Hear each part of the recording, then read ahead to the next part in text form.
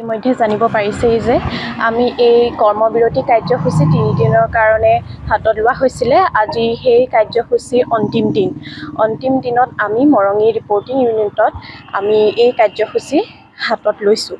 আমাৰ এই কাৰ্যসূচী মূল হাতত লোৱা হৈছে এইকেইটা দাবীৰ ওপৰতে যে আমি আমাৰ NSM যিখিনি আমাৰ স্বাস্থ্যকৰ্মী সেইসকলক যাতে এই পদত নিয়মীয়াকৰণ কৰে আৰু যিটো আমাৰ সপ্তম দৰমহা সেই যাতে আমাক তেওঁলোকে চৰকাৰে আমাক সেই দাবী মানি লয়। তাৰপিছত আমাক যাতে সম পৰিমাণৰ যিখিনি বেলেগ পাৰ্মানেণ্ট তেওঁলোকৰ যিমান দৰমহা সেই যাতে আমাক তেওঁলোকৰ সমান আমাক পে' কৰে সেইকাৰণে আমি এই কৰ্মবিৰতি কাৰ্যসূচী হাতত লৈছোঁ। আমি এই NSM বিভাগত কাম কৰা আমাৰ আজি প্ৰায় 16-17 বছৰ হ'ল। এই 16-17 বছৰ আমি এনেকুৱা কাৰ্যসূচী হাতত লৈয়ে আছোঁ, কিন্তু চৰকাৰে এই প্ৰতি একো কৰা নাই। আমি ভাবিছোঁ যে এইবাৰ আমি যিটো কাৰ্যসূচী হাতত লৈছোঁ এইবাৰ যাতে তেওঁলোকে আমাৰ প্ৰতি অলপ চকু মেলি চায় আৰু আমাক সহায় কৰে। এয়াই আমাৰ আন্দোলনৰ মূল দাবী।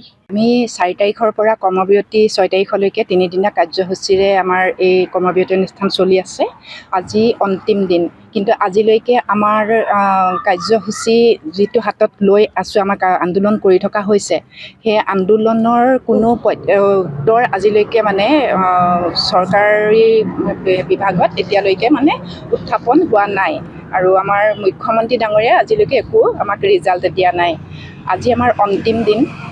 আমি আজি 6 চনৰ পৰা NSMৰ আণ্ডাৰত আমি কাম কৰি আছোঁ, কিন্তু আমি সমানে কাম কৰোঁ। যিখিনি ৰেগুলাৰ কৰ্মী আছে তেওঁলোকৰ লগত আমি সমানে কাম কৰোঁ, কিন্তু তাৰ তুলনাত আমাৰ বেতনটো একেবাৰে ন্যূনতম। আৰু আজিৰ দিন যিটো আমাক চলিবলৈতো বহুতেই লাগে দিয়কচোন। আমি কাম একেখিনি কৰোঁ, একেখিনি কাম কৰাৰ পাছত যদি আমি একেলগে থাকোঁ, একেখিনি কাম কৰাৰ পাছত যদি এজন ৰেগুলাৰ এমপ্লয়ীয়ে 80, 70, 80, 90 তেনেকৈ যদি দৰমহা পায়, আমি তাৰ যদি 3 ভাগৰ 1 ভাগ দৰমহা পাওঁ, আমাৰটোতো বহুত বেয়া লাগে। আৰু NSM বুলিতো কিছুমান নেগলেক্ট কৰা সেইটোতো আছে। আৰু আমাৰ দিয়কচোন, আমাৰ ল'ৰা ছোৱালী আছে, আমাৰ এখন ঘৰ আছে, আমাৰ ল'ৰা ছোৱালী পঢ়াব মন যায় ভালদৰে, থাকিব মন যায় ভালদৰে, তেওঁলোকৰ লগত সমানে আমি একে কাম কৰোঁ, কিন্তু আমাক সেই বস্তুটো আজিলৈকে চৰকাৰে দিয়া নাই। আমাৰ দাবী, আমি একে কাম কৰিছোঁ, সম অধিকাৰটো আমাক দিব লাগে। ইতিমধ্যে জানিব পাৰিছেই যে আমি এই কৰ্মবিৰতি কাৰ্যসূচী 3 দিনৰ কাৰণে হাতত লোৱা হৈছিলে। আজি সেই কাৰ্যসূচীৰ অন্তিম দিনত আমি মৰঙী ৰিপৰ্টিং ইউনিটত আমি এই কাৰ্যসূচী হাতত লৈছোঁ। আমাৰ এই কাৰ্যসূচী মূল হাতত লোৱা হৈছে এইকেইটা দাবীৰ ওপৰতে যে আমি আমাৰ NSM যিখিনি আমাৰ স্বাস্থ্যকৰ্মী সেইসকলক যাতে এই পদত নিয়মীয়াকৰণ কৰে আৰু যিটো আমাৰ সপ্তম দৰমহা সেই যাতে আমাক তেওঁলোকে চৰকাৰে আমাক সেই দাবী মানি লয়।